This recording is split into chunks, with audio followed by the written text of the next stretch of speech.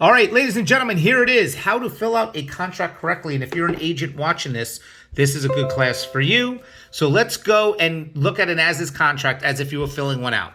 The reason why we're doing this is, as a buyer, you should say to your agent, no, this is incorrect. We need to change this up. I don't like the way you did this. And you're going to know by what I'm teaching you right now. So first is the seller's information, the buyer's information. I'm just putting in whatever. The tax ID and the legal description. You don't have to worry about that. You're going to go to purchase price. We're talking about a $300,000 house here, right? First off, if you just make a full price offer in this market, it's pretty low, but we'll just keep it as if you're making just a full price offer. Next is escrow. Escrow should always be at least 1%. What escrow is pretty much an initial deposit, right? Which then is forfeited if the buyer walks away from the deal. And that's not including the inspection time frame, the appraisal, the finance contingency, right? It's almost like impossible for a seller to ever get that money. But a lot of times sellers, especially from up north, want to see a high amount. So 1% is the norm. But for instance, if you're putting like $10,000, you're telling somebody, hey, I got money. I'm not going to mess around with you. I'm going to put a lot in escrow because you only have 3 days to get that in there. So you actually are locking in X amount of dollars in an escrow held by the closing agent, the title agent of the seller. I mean, you can use your own, but that's another conversation for another day. So you're telling somebody, hey, I have money. I have some extra, I have cash. This is besides, ready? This is besides your down payment. This is besides your closing costs. This is besides everything else, right? This is just initially what's going in there, okay? Then you're going to fill out, the escrow agent name and all that. Now, this right here is the financing amount.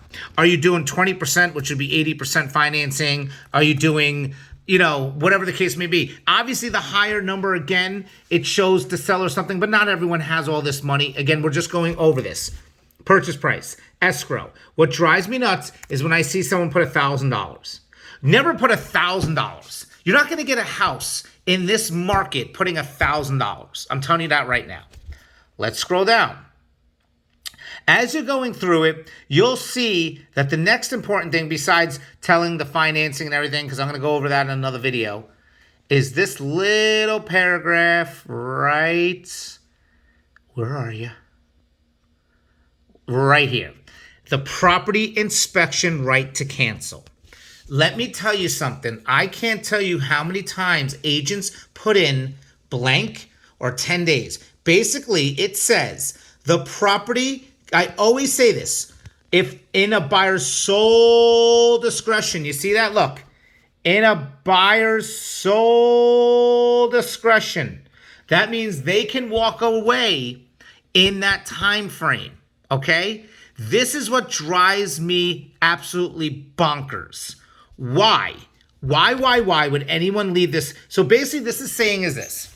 If you're a seller and I buy your house or you accept my offer and I leave it blank, I have 15 days, which is more than 2 weeks, to do my due diligence, walk around, take my time, look at other neighborhoods. Maybe on the 14th day, I just don't want your house anymore. And you just wasted all that time. And I can tell you numerous times that agents will be like, oh, I don't even know what this means. I was like, why'd you leave 15 days? Well, I don't know.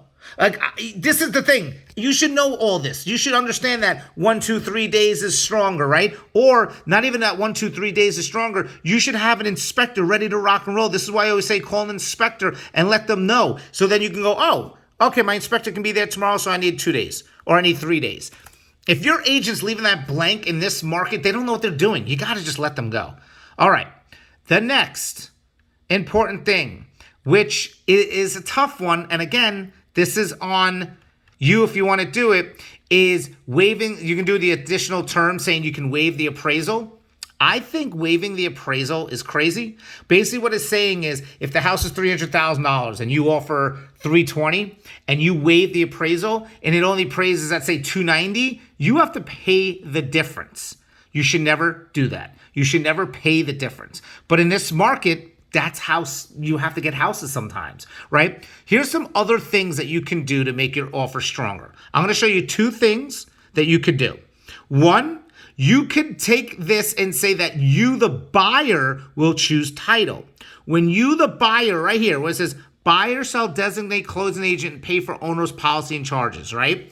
What you're doing is you're telling the seller, 99.9% of the time, the seller will choose title and pay for owner's title policy. You will take that off their hands, which maybe it could be a couple $1,000s, right? But that's one way to really do it. The other one that will make your offer super strong, and again, I'm not advising you to do this, talk to your lender, talk to everybody else, is taking this contract is contingent upon if left blank 30 days. This means that you have 30 days to get a loan approval. And if you can't, you can walk away from the deal. And you can always use this and say 2 days, 3 days, 5 days, 0 days.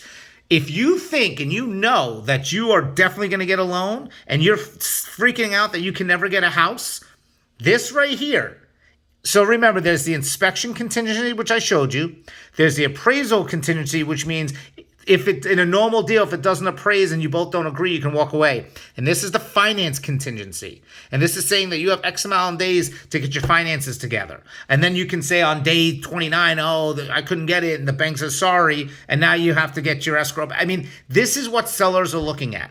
If somebody comes up to me and says, I'm the best, I can waive my finances, I'm like, whoa, that's a solid buyer. Because I can tell you this every single day, some agent comes up to me and goes, my buyer is the absolute best. And I go, can they waive their finance? No. So what makes them different than anybody else? Because look at this right here above it. Cash is a transaction with no finance contingency and no appraisal contingency. And this is why cash is king right now. Right? Because right now in this market, someone's coming in cash and they're asking no finance. They're asking no appraisal. The only thing is the inspection. Why wouldn't a seller take that? So I'm going to go more in depth with this per page, doing, just education per page. I don't want to sit here and just take up a whole, 30 minutes and bore you guys on this stuff. But every single page, I'll go do like a class. Like, here's 2 minutes of this page. Here's 2 minutes of this page. And if you have any questions, let me know. If you need a one-on-one, a Zoom meeting or whatever, so I can help you understand how to write a better contract so you have a better shot at getting the house that you are in love with. I'm Karen. Happy Sunday. Talk to you soon.